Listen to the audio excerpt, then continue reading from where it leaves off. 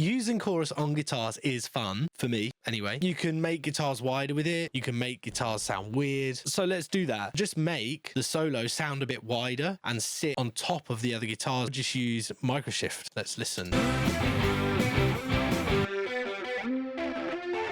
Before. After. So obviously that's too much. Now we can play with all these different settings. You can use different detune, different delay and stuff, but you can also just not do that, which is what I'm going to do now. So you can really hear the effect kick in above 20%.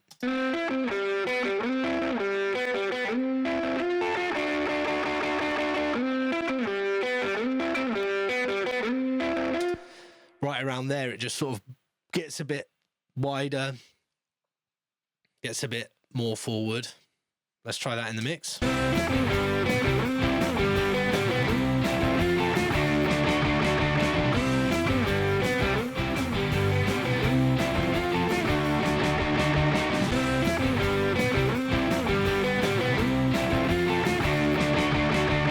Super quick, super easy, super fun. You can make that sort of chorus setting with any chorus plugin. I think what you need is a very low delay time and then like a fairly mid to high modulation and then a low mix. That's how I would do that. What's next? Yeah, let's do a weird chorus now. Let's stick on just Logic stock chorus. It's well good. This is how I use it. It's fun to use it this way. So rate on full, intensity on full.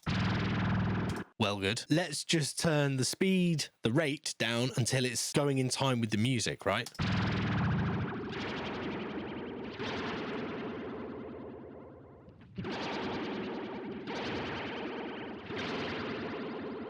Or could go slower.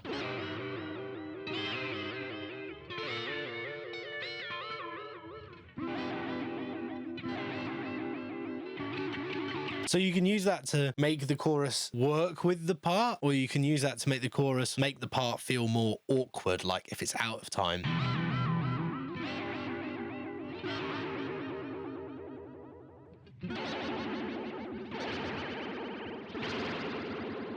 I really like that shimmery thing, so then obviously bring the intensity right down, dial it in.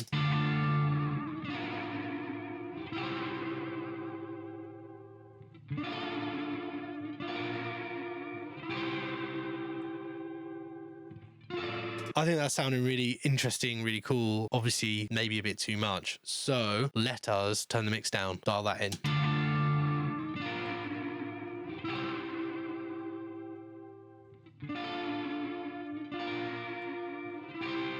Let's A-B that. Before. After.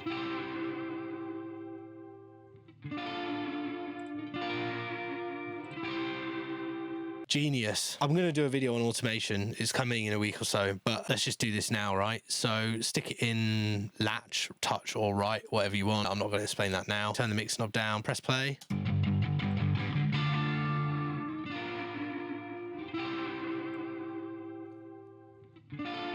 Yeah.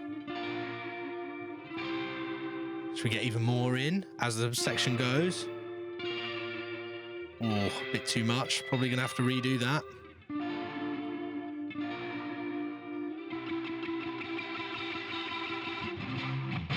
Now we've added a load of weirdness. This is in touch mode. Let's put it in read mode, so when I'm doing other things, it doesn't mess around. And then we've got this. And then that's when the happens. So we want to bring that back to there. Cheating. Thank God we have computers.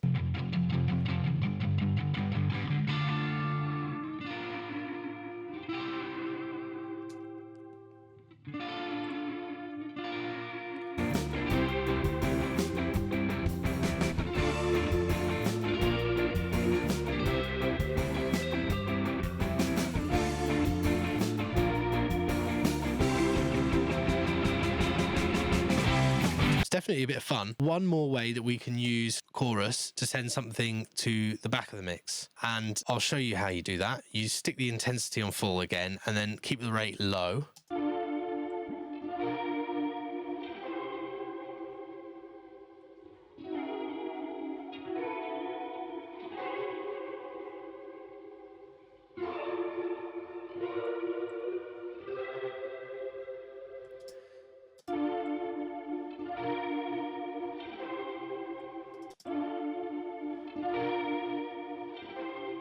we're kind of almost like just putting part of the signal out of phase with itself. You see, I dialed a rate that's so low you don't notice the pitch changing, and I turned down the intensity until a point where it was moving just enough to push the sound out of the sides and out of the center, somewhere in between, and it's sort of fluttering around in there. And then I use the mix knob. I can do this bit again. If you listen, it's going to be, the part is going to be there, and then as I dial in the mix knob, it's just going to go poof, and it's going to sit backwards. As opposed to the chorus that we added to the solo, which helped push it forward, this type of chorus is going to help push it back.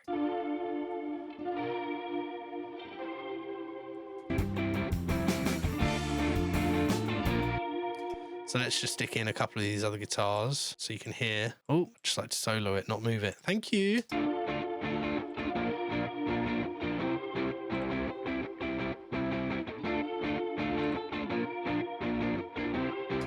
So it kind of becomes a little bit more audible in that mid-range, but it definitely gets pushed back behind the guitars. That's a technical term. There you go. I hope you like that.